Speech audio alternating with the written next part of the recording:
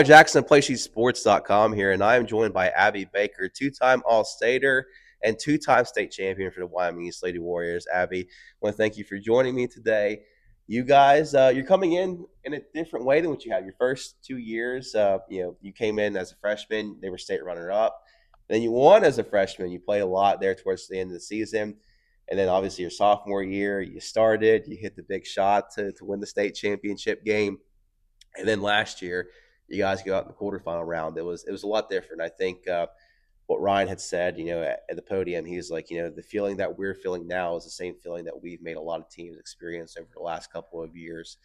Uh, Coming into this year, talk to me about how you guys rebound, because I don't want to say disappointment, but I'd say by your guys' standards, like you would consider that a disappointment, right? Yeah, I feel like we went into it and we just wasn't as prepared as we should have been.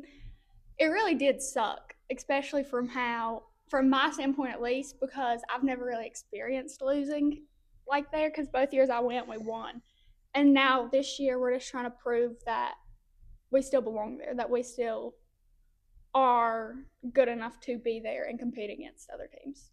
Talk to me about how much winning means to you, because on top of, I mean, you didn't win a basketball, you're like, all right, I'm gonna go out and you picked up high jumping. I think just a couple of weeks before the state track meet, and then you ended up winning a state title in high jumping. And one of the quotes you gave to me afterwards really stuck out. It's like, I just wanted to win. It felt like, it kind of felt like in the sense there was a void because you didn't win the basketball, and it's like I got to fill that void in my life with winning somehow. I just talk about how important winning is to you and why that is. To me, winning is just, I don't know. I feel like I've always just strived to win. So anytime I get the chance, and I feel like I have the opportunity to get somewhere that I can win at something or be good at something, I just like to push myself to try and be the best I can at that. You talked about pushing yourself. What are some of the ways you push yourself this off season? Because you guys have graduated all staters each and every year, and when teams see you come to town, you're probably going to be the focal point of their game plans.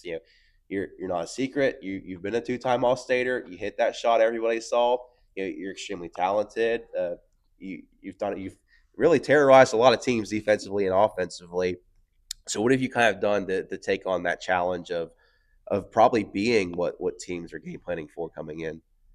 I feel like me and just like the rest of our team, we've just put in a lot of work in the gym on the off season, whether it's lifting or skill work, and we're really just trying to build like a bond between each other because that's one of the biggest things you need is a relationship with your teammates to be able to play well with them. Gotcha. And you talked about it. You still have some really good teammates. I go back. It was I think your eighth grade year. Whenever I covered an Oceana Mullins game at Mullins, it's funny to look back at it now. But there's you, there's Kendall, there's Riley, all on the floor together. You guys won that game. They came back and beat you in the county championship, Yes. from what I understand. But now you guys are all playing together, and you're kind of like the big three of this team. I mean, talk about just navigating this team together with them, because I mean, they came over with, they wanted the same thing that you have. They wanted to win. They were in a situation where they weren't finding success from a team standpoint. Uh, so they came over here, and for Kendall, it paid off immediately. She made a lot of plays in the final 4 minutes of that state championship game against Williamstown. And then Riley wanted some of that for herself. She came over and wanted to compete and help.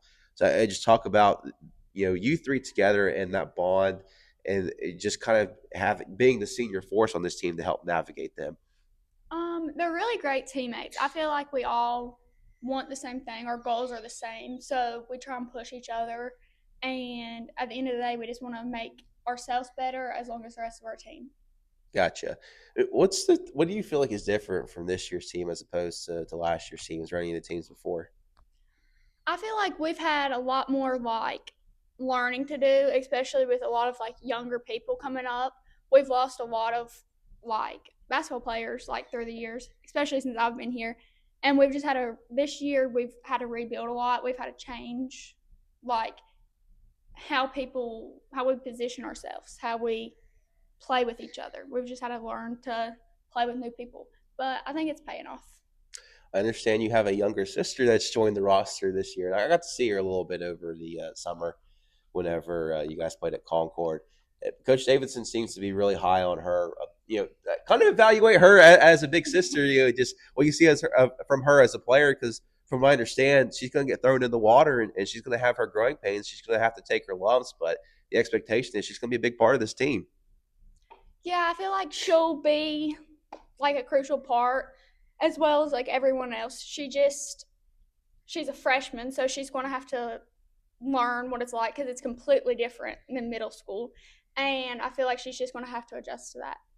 Even as talented as you were, what do you feel like the thing was that you had to learn coming from middle school to high school? Because you came in, you joined the really, you were in the midst of a dynasty and really helped kind of push them over that point. What do you feel like is kind of the biggest learning curve that a lot of kids just don't understand coming to this level? That playing in high school is a lot more physical than middle school. And in middle school, it's a lot of like, you only have like one or two good people on a team. So you're not really like playing structured basketball. You're kind of just going. And in high school, it's a lot more structured, it's a lot more physical. You have to talk more, you have to know your teammates and their strengths and their weaknesses. You seem to have a really good yeah, you've added to your repertoire, and you seem to be really good in the open court. It just seems like when you get to the ball, you're able to kind of get to the rim. And one thing I feel like you added really well to your game last year was that Euro step of just kind of adding some counter punches. What are some things that you feel like you've improved upon and added to your bag this year? I feel like this year I've fixed my shot, so now I'm not just a straight layup. Like I can add other things into my game, whether it's a jumper or a layup, or I feel like I've become better at seeing the floor and creating shots for other people, and I just feel like I've improved since my freshman year. What kind of went into to improving that shot? Because it's a different shot, and it worked for you in practice, but it was one thing you could tell that you were hesitant to take that shot in games. And it can be really tough whenever you're kind of reconstructing a shot or working on a shot. You don't want to do it to the point where it hinders your confidence and starts to bleed over into other parts of your game. So, how'd you go about that? Just a lot of repetitions, a lot of on the shooting machine and staying after practice, just in practice, and a lot of Ryan just helping me fix it. Now, it's so easy to try to sink so much into getting the program back to a state title game and a state championship, but there's so much that goes on between now and then. I mean, you have 3 months that anything can happen, and you might not be in a position to do that. How do you kind of like take the focus away from that and focus on the day to day aspects of basketball and just not get all consumed with all of this? Obviously that's what you want to do, but at the same time, there's so much you have to do first off in order to even be in that position. We're just continuing to practice every day, and we know that if we continue to improve every day and win games like one by one, that we'll get our chance at the state tournament and just prove ourselves along the way that we still belong up there. What was the thing you think you guys kind of learned from that loss? Because it can, when you're coming off back to back titles and so many state championship game appearances, I feel like it's kind of easy to feel immortal in a sense. Like, you walk into the gym and teams are afraid of you because of the name on your jersey. But what do you feel like you kind of learned or took away from that loss? That you're not given anything, that you have to work for it, that nothing's easy, that you have to compete, and that at the end of the day, who's going to win is the team that's better prepared. Gotcha. All right, Abby, I appreciate you taking the time to join me today and looking forward to seeing you guys this year. Always a fun to cover the Lady Warriors, and what you guys are in the midst of is pretty special. So thank you again. Thank you.